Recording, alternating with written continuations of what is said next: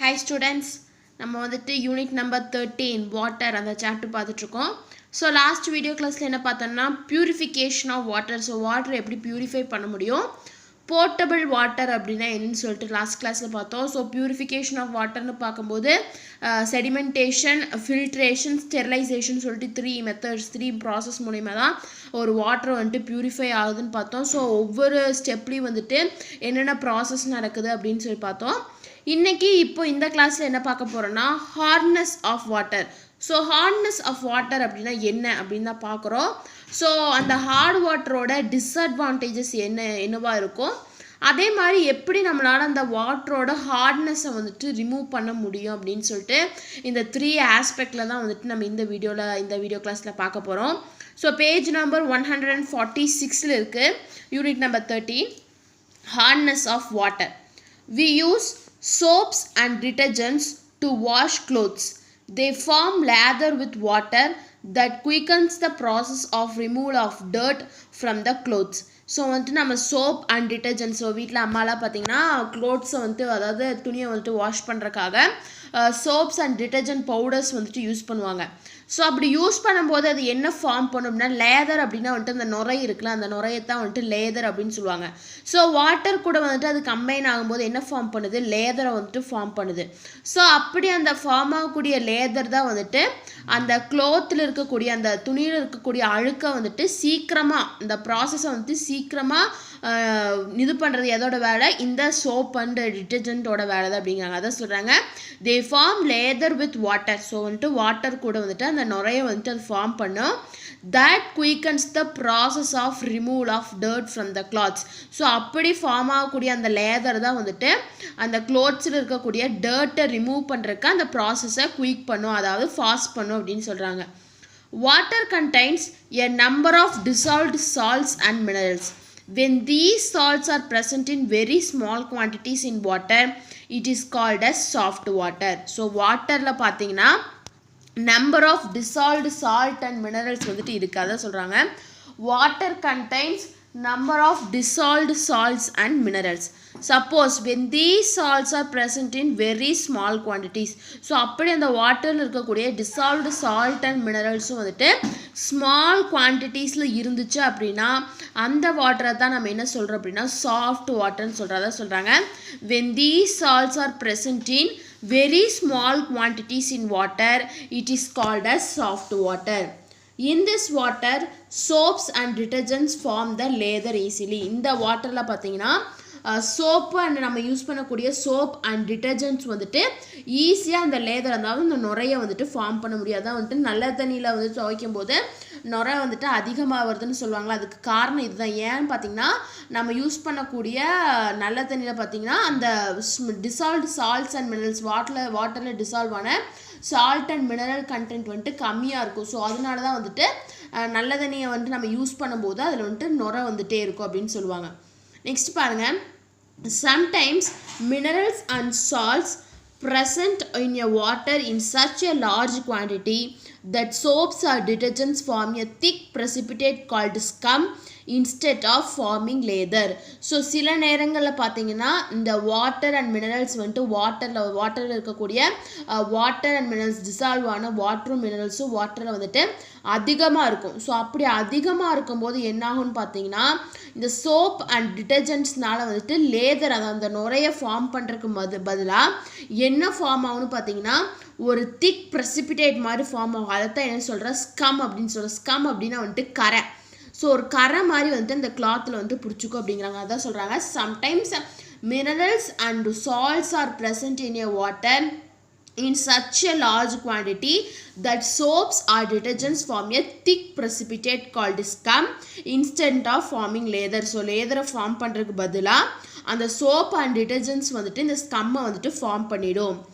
This makes the removal of dirt further difficult. So வந்துட்டு ஒரு கிளாத்தில் வந்துட்டு ஸ்கம் அந்த கரை வந்துட்டு ஃபார்ம் ஆகிடுச்சு அப்படின்னா நம்மளால அதை வந்துட்டு ரிமூவ் பண்ணுறது அப்படிங்கிறது வந்துட்டு ஒரு டிஃபிகல்ட்டான ஒர்க் அப்படின்னு சொல்கிறாங்க. Such water is called hard water. So அந்த வாட்டரை தான் வந்துட்டு ஹார்ட் வாட்டர் அப்படின்னு சொல்கிறோம். ஸோ ஈஸியாக எப்படி ஞாபகம் வச்சுக்கலாம் அப்படின்னு பார்த்தீங்கன்னா ஒரு வாட்டரில் மினரல்ஸ் அண்ட் சால்ட்ஸ் வந்துட்டு அதிகமாக டிசால்வ் ஆகிருந்துச்சு அப்படின்னா அதை வந்துட்டு ஹார்ட் வாட்டர்னு சொல்கிறோம். கம்மியாக டிசால்வ் ஆகிருந்ததுன்னா அதை வந்துட்டு சாஃப்ட் வாட்டர் அப்படின்னு சொல்கிறோம். Hardness of water is due to the presence of dissolved salts of calcium and magnesium. So வாட்டரோட ஹார்ட்னஸ் வந்துட்டு எதனால் அப்படின்னு பார்த்தீங்கன்னா அதாவது கால்சியம் அண்ட் மெக்னீஷியம் சால்ட்ஸோட அந்த சால்ட்ஸ் வந்துட்டு கால்சியம் அண்ட் மெக்னீஷியம் சால்ட்ஸ் வந்துட்டு வாட்டரில் டிசால்வ் ஆகிருக்கிறது தான் வந்துட்டு இந்த ஹார்ட்னஸ் ஆஃப் வாட்டர் வரக்கு காரணம் அப்படிங்கிறாங்க. அதான் சொல்கிறாங்க hardness of water is due to the presence of dissolved salts of calcium and magnesium. So calcium and magnesium salts வந்துட்டு வாட்டரில் அதிகமாக டிசால்வ் ஆகிருந்துச்சு அப்படின்னா அது வந்துட்டு ஒரு வாட்டர் அந்த ஹார்ட் வாட்டர் அப்படின்னு நம்மளால் சொல்ல முடியும். Hardness may be temporary or permanent. So அந்த ஹார்ட் வாட்டரில் இருக்கக்கூடிய அந்த ஹார்ட்னஸ் வந்துட்டு டெம்பரவரியாகவும் இருக்கலாம் இல்லாட்டி பெர்மனண்ட்டாகவும் இருக்கலாம். Temporary hardness is due to the presence of carbonate and bicarbonate salts of calcium and magnesium. So temporary hardness வரக்கு என்ன காரணம்னு பார்த்தீங்கன்னா அந்த வாட்டரில் இருக்கக்கூடிய கார்பனேட் அதாவது கால்சியம் அண்ட் மெக்னீஷியம் சால்ட்ஸோட கார்பனேட் அண்ட் பைகார்பனேட் தான்.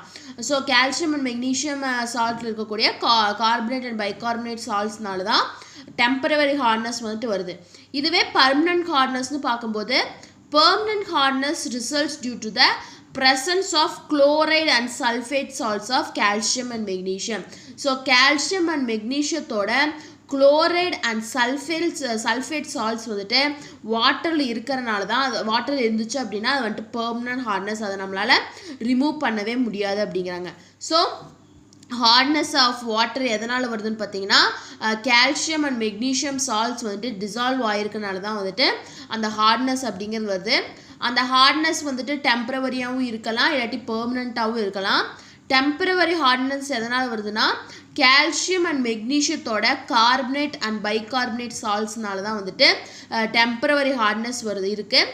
சப்போஸ் பெர்மனண்ட் ஹார்ட்னஸ் எதனால் வருதுன்னா கால்சியம் அண்ட் மெக்னீஷியத்தோட குளோரைடு அண்ட் சல்ஃபேட் சால்ட்ஸ்னால தான் வந்துட்டு பெர்மனண்ட் ஹார்ட்னஸ் வந்துட்டு இருக்குது அப்படின்னு சொல்கிறாங்க.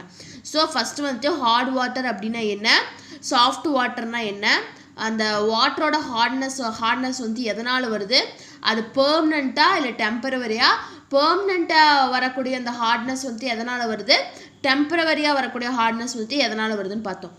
நெக்ஸ்ட் பாருங்க, இந்த ஹார்ட் வாட்டரோட டிஸ்அட்வான்டேஜஸ் என்ன, disadvantages of hard water. First point பாருங்க, it is not good for washing clothes. It forms a scum with soap and detergents, which makes the soap ineffective and also spoils the clothes further. So வந்துட்டு இந்த hardness, இந்த வாட்டரோட hardness வந்து எதுக்கு good அப்படி இல்லை அப்படின்னு பார்த்தீங்கன்னா, நம்ம க்ளோத்ஸ் வாஷ் பண்ணுறதுக்கு வந்துட்டு ஒரு நல்லது இல்லை அப்படின்னு சொல்கிறாங்க. It is not good for washing clothes. ஏன் அப்படின்னா பார்த்தீங்கன்னா, இந்த சோப்பு டிட்டர்ஜென்ட்ஸையும் நம்ம ஹார்ட் வாட்டர் வச்சு யூஸ் பண்ணும்போது அந்த லேதர், அதாவது வந்துட்டு அந்த நுர வர்றதுக்கு பதிலாக அந்த ஸ்கம், அந்த கரை வந்துடும். ஸோ அதனால என்ன ஆகும்னா, இந்த சோப்பும் அந்த டிட்டர்ஜென்ட்டும் இன்எஃபெக்டிவாக ஆகிடும்.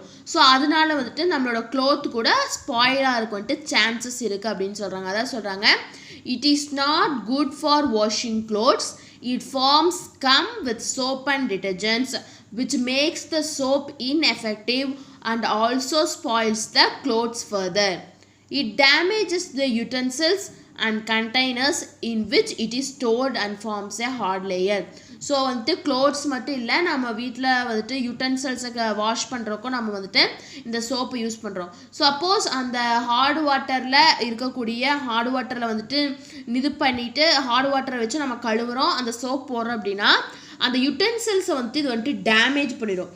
அதே மாதிரி எந்த ஒரு இதில் வந்துட்டு அந்த ஹார்ட் வாட்டரை வந்துட்டு நம்ம எதில் வந்துட்டு ஸ்டோர் பண்ணி வைக்கிறோமோ அந்த கண்டெய்னர்ஸையும் வந்துட்டு இது வந்துட்டு டேமேஜ் பண்ணிடும் அப்படின்னு சொல்கிறாங்க. அதான் சொல்கிறாங்க, it damages the utensils and containers in which it is stored and forms a hard layer. So வந்துட்டு நம்ம அந்த ஹார்ட் வாட்டரை ஸ்டோர் பண்ணி வைக்கக்கூடிய யூட்டன்சில்ஸ் அண்ட் கண்டெய்னர்ஸையும் வந்துட்டு அது வந்துட்டு டேமேஜ் பண்ணிடும் அப்படிங்கிறாங்க. தேர்ட் பாயிண்ட் பாருங்கள், it forms scales on the machine parts used in industries and decrease their efficiency. So industry லைனில் பார்த்தீங்கன்னா, இண்டஸ்ட்ரியில் இருக்கக்கூடிய மிஷின் பார்ட்ஸில் ஸ்கேல்ஸ் மாதிரி ஃபார்ம் ஆகிடும், அதாவது ரொம்ப கூமாச்சியாக இருக்கும். இந்த உப்புக்கல் அப்படின்னு சொல்லுவாங்கள்ல. ஸோ அப்படி இருக்கும்போது பாருங்கள், இதான் வந்துட்டு ஸ்கேல்ஸ் அண்ட் மிஷின் பைப். இதில் வந்துட்டு அப்படியே உப்பு நிதான மாதிரி வந்துடும்.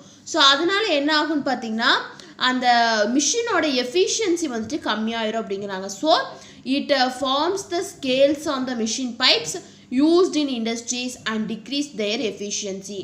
So last பாருங்க, it results in stomach alignments if consumed for a long period. Suppose நம்ம அந்த ஹார்ட் வாட்டரை வந்துட்டு ரொம்ப அதிக நாள் வந்துட்டு நம்ம அதை கன்சியூம் பண்ணணும் அப்படின்னா நமக்கு அந்த ஸ்டொமக் அலைன்மெண்ட்ஸ் தான் வந்துட்டு ஸ்டொமக் ப்ராப்ளம்ஸ் வந்துட்டு வரக்கு சான்சஸ் இல்லை, கண்டிப்பாக stomach problem வந்துருங்கிறாங்க.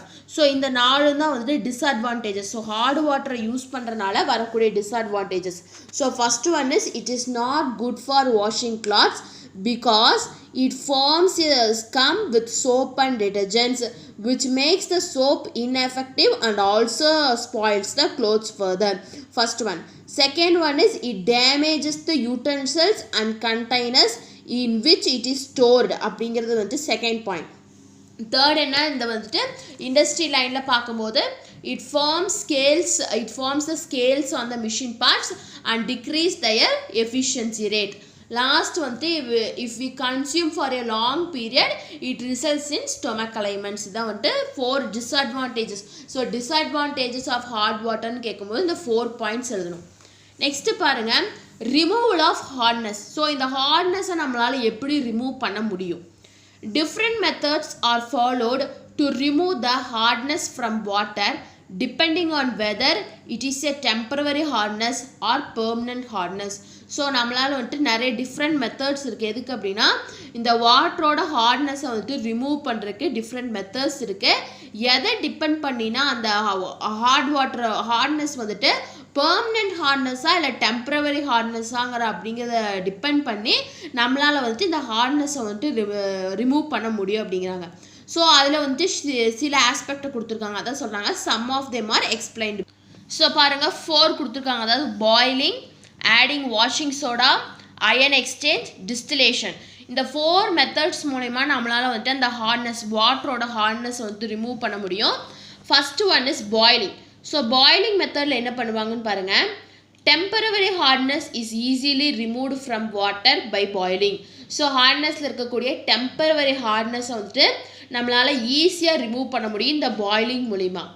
When heated, the calcium hydrogen carbonate decomposes producing insoluble calcium carbonate. அதாவது வந்துட்டு நம்ம அந்த ஹார்ட் வாட்டர் ஹீட் பண்ணும்போது அந்த ஹார்ட் வாட்டரில் இருக்கக்கூடிய கால்சியம் ஹைட்ரஜன் அண்ட் கார்பனேட் வந்துட்டு டீகம்போஸ் ஆகி எதுவாக ஃபார்ம் ஆயிரும்னா இன்சால்யூபிள் கால்சியம் கார்பனேட்டாக ஃபார்ம் ஆகிடும். The insoluble carbonates are then filtered and removed from water. This makes the hard water soft and fit for use. So அப்படி அந்த insoluble calcium carbonate வந்துட்டு form ஆன உடனேயும் அதை என்ன பண்ணுவாங்கன்னா ஃபில்டர் பண்ணுவாங்க. ஸோ ஃபில்டர் பண்ணும்போது அந்த கார்பனேட்ஸ் வந்துட்டு அப்படியே அந்த ஃபில்ட்ரேட்டில் வந்துட்டு தங்கிரும்.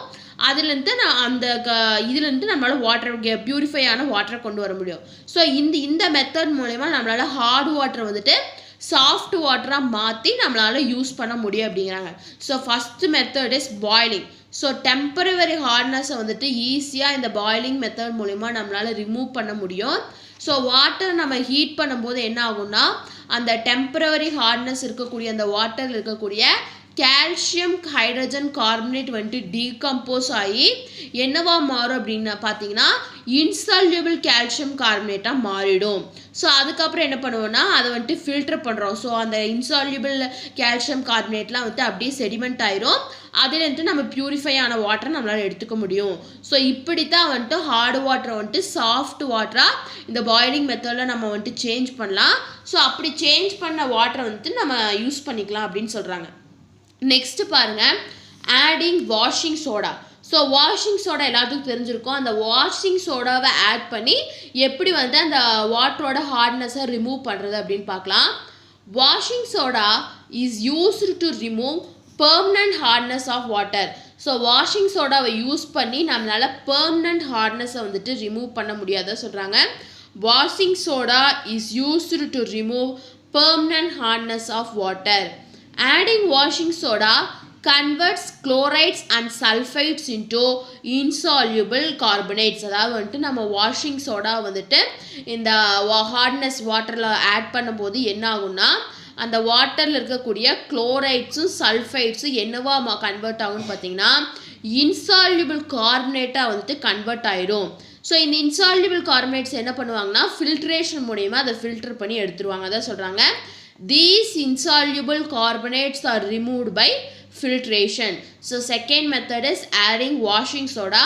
ஸோ இந்த வாஷிங் சோடாவை ஒரு ஹார்ட் வாட்டரில் ஆட் பண்ணுறது மூலிமா நம்மளால் பெர்மனன்ட் ஹார்ட்னஸை வந்துட்டு ரிமூவ் பண்ண முடியும். இதை வந்துட்டு வாஷிங் சோடா வந்துட்டு அந்த வாட்டரில் ஆட் பண்ணும்போது அந்த வாட்டரில் இருக்கக்கூடிய குளோரைட்ஸ் அண்ட் சல்ஃபேட்ஸ் வந்துட்டு என்னவா கன்வெர்ட் ஆகும்னா இன்சால்யூபிள் கார்பனேட்டாக கன்வெர்ட் ஆகும். ஸோ இன்சால்யூபிள் கார்பனேட்டாக அதை கன்வெர்ட் ஆன பிறகு அந்த வாட்டரை வந்துட்டு ஃபில்ட்ரேஷன் மூலிமா ஃபில்ட்ரு பண்ணி அந்த இன்சால்யூபிள் கார்பனேட்ஸை வந்துட்டு செப்பரேட்டாக எடுத்துருவாங்க. ஸோ இது மூலிமா நம்மளால் அந்த வாட்டரோட ஹார்ட்னஸை ரிமூவ் பண்ண முடியும். தேர்ட் மெத்தட் பாருங்கள், iron exchange.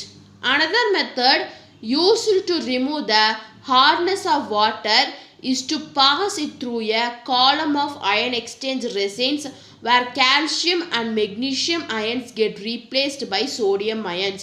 This converts the hard water into soft water. So third method என்னன்னு பார்த்தீங்கன்னா அயன் எக்ஸ்சேஞ்ச். அதாவது வந்துட்டு இந்த adding washing soda and boiling method இல்லாமல் நெக்ஸ்ட் மெத்தட், அதாவது வாட்டரோட ஹார்ட்னஸை ரிமூவ் பண்ணுறதுக்கு யூஸ் பண்ணுற மெத்தட் தான் வந்துட்டு இந்த அயன் எக்ஸ்சேஞ்ச். இந்த அயன் எக்ஸ்சேஞ்சில் என்ன பண்ணுவாங்கன்னா இந்த ஒரு காலம் இருக்குது, அயன் எக்ஸ்சேஞ்ச் காலம் இருக்குது, அதை வந்துட்டு பாஸ் பண்ணுவாங்க. அந்த ஹார்ட்னஸ் ஆஃப் வாட்டரில் பாஸ் பண்ணும்போது அந்த வாட்டர் இருக்கக்கூடிய கால்சியம் அண்ட் மெக்னீஷியம் அயான்ஸில் என்னவா மாறிடும் அப்படின்னா சோடியம் அயான்ஸாக மாறிடும். ஸோ இது மூலயமா நம்மளால் ஹார்ட் வாட்டரை வந்துட்டு சாஃப்ட் வாட்டராக வந்துட்டு மாற்ற முடியும் அப்படிங்கிறாங்க. இதை வந்துட்டு அயன் எக்ஸ்சேஞ்ச், அதாவது third method. So fourth method, இந்த 3 மெத்தடில் மாற்ற முடியல அப்படின்னா கடைசியாக வரக்கூடிய மெத்தட் தான் என்னென்னு பார்த்தீங்கன்னா இந்த distillation. Temporary and permanent hardness both can be removed by the method of distillation. So temporary hardness இருந்தாலும் சரி, permanent hardness இருந்தாலும் சரி, ரெண்டுத்தையுமே நம்மளால இந்த distillation method மூலமா நம்மளால remove பண்ண முடியும். The water obtained after distillation is called distilled water. So இந்த distillation process முடிஞ்சு நமக்கு வரக்கூடிய வாட்டரை தான் நம்ம என்னன்னு சொல்கிறோம்னா distilled water அப்படின்னு சொல்கிறோம். It is the purest form of water. So வாட்டர்லேயே பியூரஸ்ட் ஃபார்ம் எதுன்னு பார்த்தீங்கன்னா இந்த டிஸ்டில்டு வாட்டர் தான் அப்படின்னு சொல்கிறாங்க. So fourth method is distillation. இதில் வந்துட்டு போத் டெம்பரவரி அண்ட் பெர்மனன்ட் ஹார்ட்னஸை வந்துட்டு நம்மளால் ரிமூவ் பண்ண முடியும். எந்த மெத்தட் மூலிமான்னு பார்த்தீங்கன்னா டிஸ்டிலேஷன் மெத்தட் மூலிமா. ஸோ டிஸ்டிலேஷன் ப்ராசஸ் முடிஞ்சு நமக்கு வரக்கூடிய வாட்டரை தான் நம்ம வந்துட்டு டிஸ்டில்டு வாட்டர் அப்படின்னு சொல்கிறோம். ஸோ வாட்டரோட பியூரஸ்ட் ஃபார்ம் எதுன்னு பார்த்தீங்கன்னா இந்த டிஸ்டில்டு வாட்டர் தான். ஸோ இதான் வந்துட்டு 4 methods of removing the hardness of water. So first one is boiling method, second one is adding washing soda, third one is ion exchange and fourth one is distillation. So இன்னைக்கு கிளாஸை நம்ம இதோட stop பண்ணலாம். Next கிளாஸில் water pollution அப்படின்னா என்ன, அந்த water pollution நடக்கிறதுக்கு என்னென்ன சோர்சஸ் என்னென்ன காசஸாக இருக்குது அப்படின்னு சொல்லிட்டு நெக்ஸ்ட் கிளாஸில் பார்ப்போம். ஸோ இன்றைக்கி கிளாஸில் வந்துட்டு ஹார்ட் வாட்டர் சாஃப்ட் வாட்டர்னால் என்ன, ஸோ அந்த ஹார்ட் வாட்டரோட டிஸ்அட்வான்டேஜஸ் என்ன, எப்படி நம்மளால் அந்த ஹார்ட்னஸை வந்துட்டு ஒரு வாட்டர் வந்துட்டு ரிமூவ் பண்ண முடியும்னு சொல்லிட்டு 4 மெத்தட்ஸ் பார்த்தோம். ஸோ இந்த ஹார்ட் வாட்டர் டாப்பிக்கில் வந்துட்டு உங்களுக்கு ஏதாச்சும் டவுட் இருந்தால் கமெண்ட் பண்ணுங்கள். இந்த வீடியோ கிளாஸ் பிடிச்சிருந்தா லைக் பண்ணுங்கள், ஷேர் பண்ணுங்கள், சப்ஸ்கிரைப் பண்ணுங்கள். தேங்க்யூ.